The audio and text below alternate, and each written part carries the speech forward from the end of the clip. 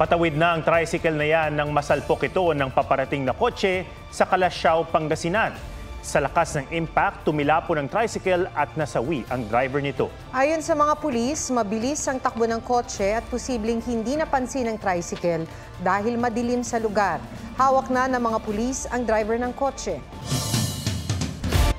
Pag-overtake ng motorsiklo na yan sa Mangaldan, Pangasinan, nawalan ito ng kontrol.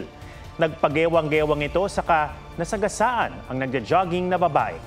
Tila tumambling pa ang babae dahil sa lakas ng impact. Sugatan siya at ang rider ng motorsiklo. Hinipuan umano ng isang teacher ang isa niyang grade 6 student sa loob ng eskwelahan sa Pangasinan. Arestado na ang guro na may iba pa umanong na biktima. May report si Russell Simorio ng GMA Regional TV 1, North Central Luzon. Tinatapik-tapik sa hita ang batang ito habang nakakandong sa isang lalaki. Kuha ang video sa loob ng classroom ng isang public elementary school sa Santa Barbara, Pangasinan. Ang bata, isang 12 anyos na grade 6 pupil, habang ang lalaki sa video, kanyang guro.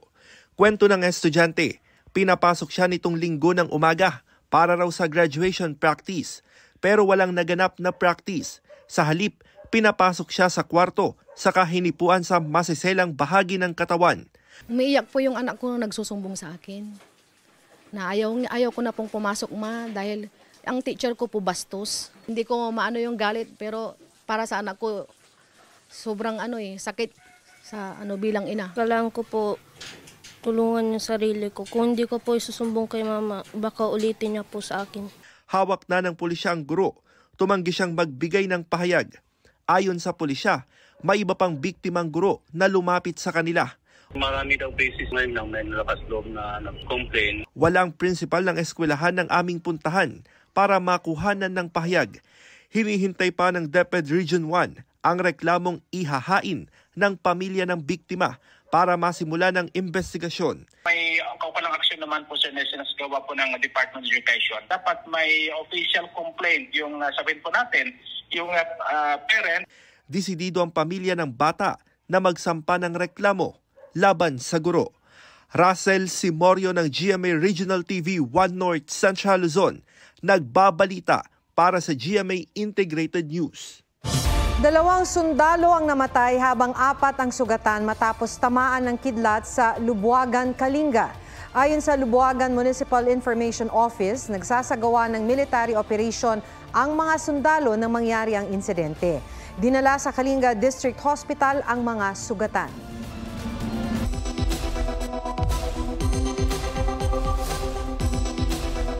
Kapag may thunderstorm, posibleng magkaroon ng kidlat na maaaring tumama sa inyo at inyong ikamatay. Narito ang ilang tips para manatiling ligtas kapag kumikidlat. Huwag lumabas kung nasa loob ng bahay o gusali. Iwasang gumamit ng mga bagay na maaaring daluyan ng kuryente, gaya ng telepono at mga dekuryenteng gamit. Kung metal ang mga tubo sa bahay, posible rin niyang daluyan ng kuryente mula sa kidlat, kaya delikadong maligo o gumamit ng mga gripo. Lumayo sa mga bintana, pinto at kawad ng kuryente. Kung nasa labas ng gusali, sumilong agad sa loob ng pinakamalapit na bahay, gusali o sasakyan. Lumayo sa mga bagay na posibleng daluyan ng kidlat tulad ng puno, poste ng kuryente at kawad ng sampayan. Iwasan ang mga basang lugar. Kung nasa open field, gawin ang lightning safety position. Umupo ng nakatingkayad ang 2 paa, pagdikitin ang 2 sakong, yumuko at idikit ang siko sa tuhod at takpan ng mga kamay ang 2 tenga. Breeding season ng mga lamok kapag tag-ulan, kaya nariyan ang banta ng dengue. Ang mga impormasyon tungkol sa sakit na ito at kung paano ito may iwasan, alamin sa report ni Katrina Son. Ngayong nakakaranas na ng paminsan-minsang pag-uulan, hindi nalalayo ang pagdami ng mga lamok. Ito kasi ang breeding season nila. Ang sanggol na pamangkin ni Kevin Roy Singh, namatay sa dengue ilang taon nang nakararaan. 1 year and 11 months po siya. Tapos late na na-detect ng doktor na dengue pala yung sakit niya. Kaya ngayon, bago pa man magtag-ulan, naglilinis na sila ng kapaligiran. Naglilinis po kami ng mga bubong, yung kanal po namin para at maiwasan po yung maipon po yung mga tambak na tubig para hindi po pasukan ng mga kitikite. At Na-dengue na rin daw ang isa sa mga apo ni Elma Docuyanan. Hindi na siya halos kumakain, kahit gagalaw. Tinakbo ko siya sa National Children. Para hindi maulit, may mga lotion at body oil sila para sa mga bata. Paalala ng doktor, importante ang early detection. Huwag ipagwalang bahala kung may sintomas ng dengue tulad ng lagnat, pagsakit ng katawan, pagsakit ng ulo na nararamdaman sa likod ng mata, pagsakit ng likod, pagsusuka, pagdurugo ng ilong o gilagid at rashes sa katawan. Dengue can actually be dangerous, lalo na sa mga tao na pangalawa o pangatlong beses na magkakaroon ng dengue, sa mga taong overweight. And if untreated, patients who have dengue can have a mortality rate of 10 to 20%. Huwag daw maniniwala sa sabi-sabi na bata lang ang kinakagat ng mga lamok. Hindi rin daw totoong sa gabi lang kumakagat ang lamok na may dalang dengue. Dengue-carrying mosquitoes are actually day biters. They are most active for approximately 2 hours after sunset and after sunrise and 2 hours before sunset. They can also bite at night as well in well-lit areas. So kahit anong oras po, pwede po silang kumagat. Magbasa rin daw ng label dahil may insect repellent lotion na hindi pwede sa mga sanggol. Chemicals are used to make these formulations. So some of these chemicals are not safe for 6 months or 7 months old. Maaari raw magtanim ng citronella o lemongrass bilang pangontra sa lamok. Katrina Son, nagbabalita para sa GMA Integrated News. Sugatan ng isang magama sa Cebu matapos sumabog ang pinabili nilang tangke ng LPG. Bago ang insidente, naamoy umano ng anak na babae ang LPG. Agad nilang hinanap ang inutusan nilang bumili ng tangke pero hindi raw ito mahagilap. Bumalik sa loob ng bahay ang mag-ama para suriin ang sumisingaw na tangke hanggang sa magkaroon ng pagsabog.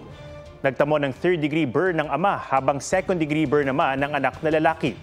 Pareho silang nagpapagaling sa ospital.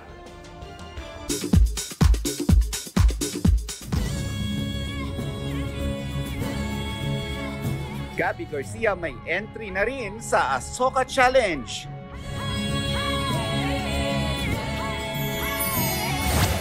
Hollywood star Jennifer Lopez bibida sa science fiction film na Atlas. Gaganap siya bilang isang data analyst na walang tiwala sa artificial intelligence o AI.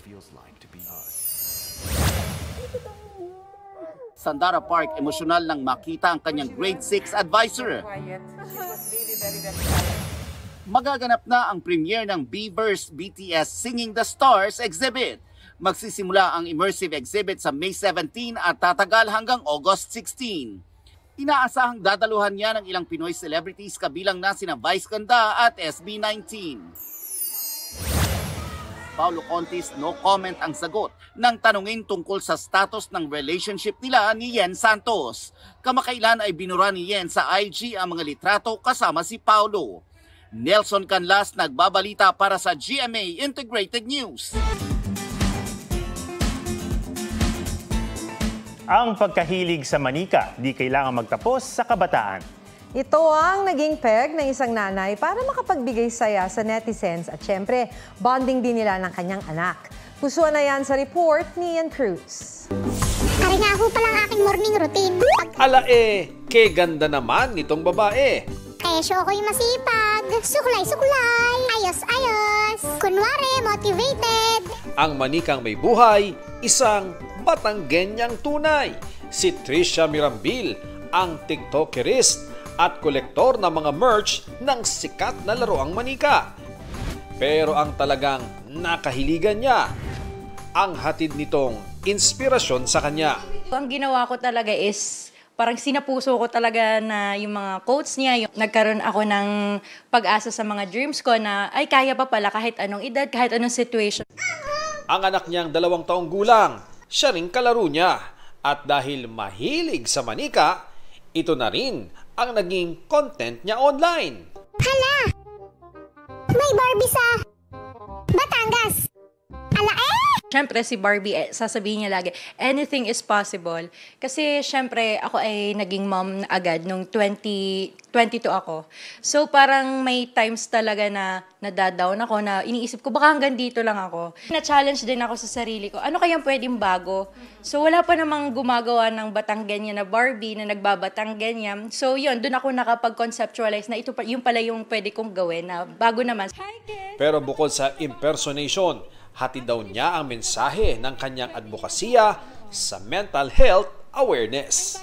Kasi ang ginagawa ko is inspiration. May mga comedy din akong video. So, yun. At the same time, na-entertain din sila and na-inspire din daw sila. Pero sa tunay lang ang pagkagising ko, ako'y tutulog ulit. Ian Cruz, nagbabalita para sa GMA Integrated News.